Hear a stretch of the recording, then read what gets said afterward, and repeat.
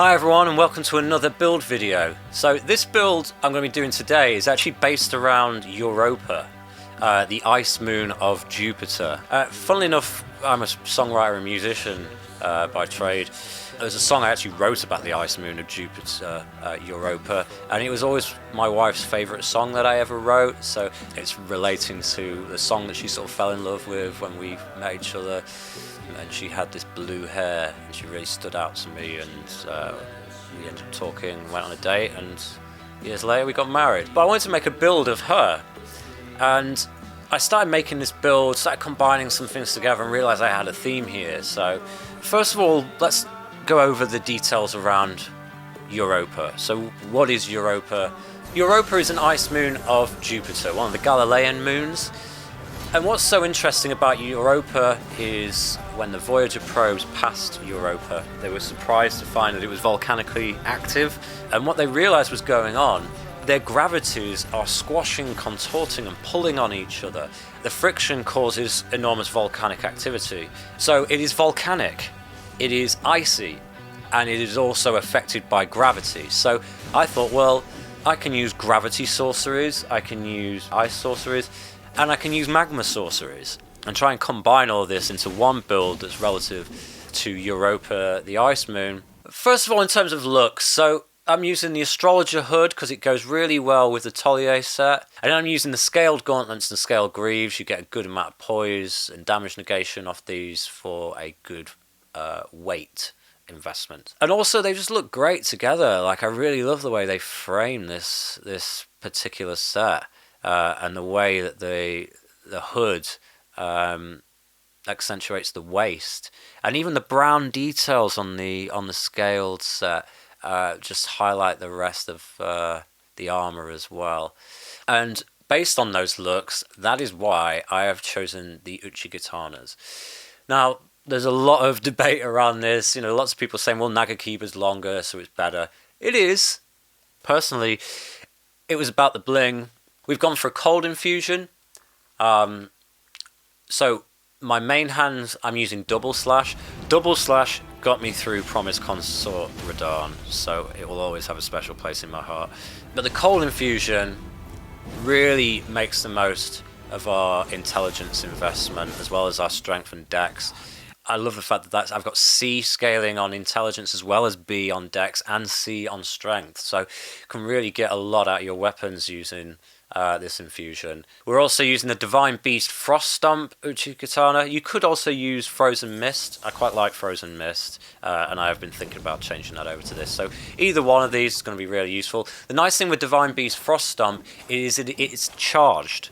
So if I'm using my Godfrey Icon, I'm also going to get a boost to that Ash of War as well, which is why I did leave it on originally.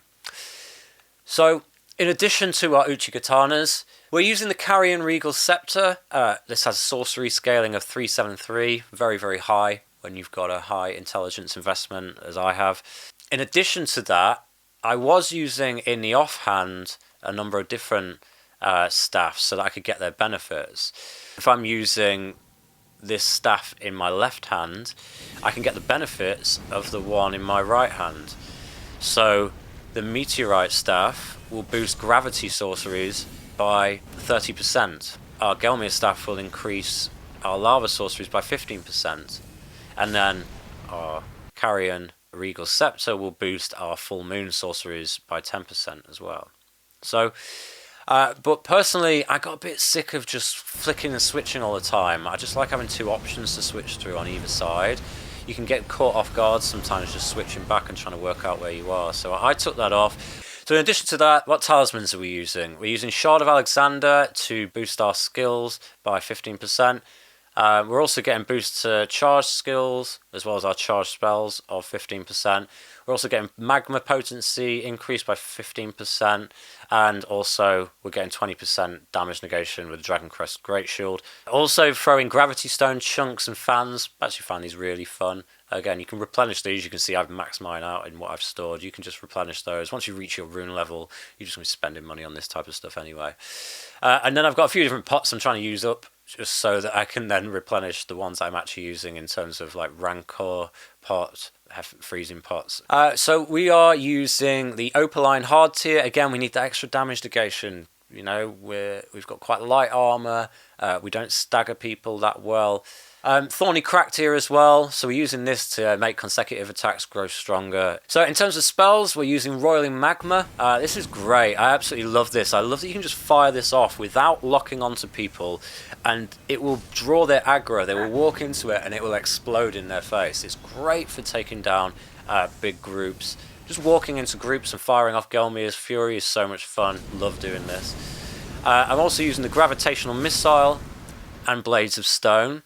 This is so much fun when you fire off Gravitational Missile and it starts holding someone, and then you set off Blades of Stone as well, so they're kind of trapped. They're about to get something blow up in their face with the Gravitational Missile, and you're just hitting them from underneath with this Blades of Stone. So powerful, especially with that 30% boost. And also the Godfrey Icon boost as well. So we're using Zamor Ice Storm. Love this in PvP to just back off and let someone get caught in that and have frost inflicted. And then the other ice one, we're using Ranni's Dark Moon to inflict frost, usually at the start of a fight.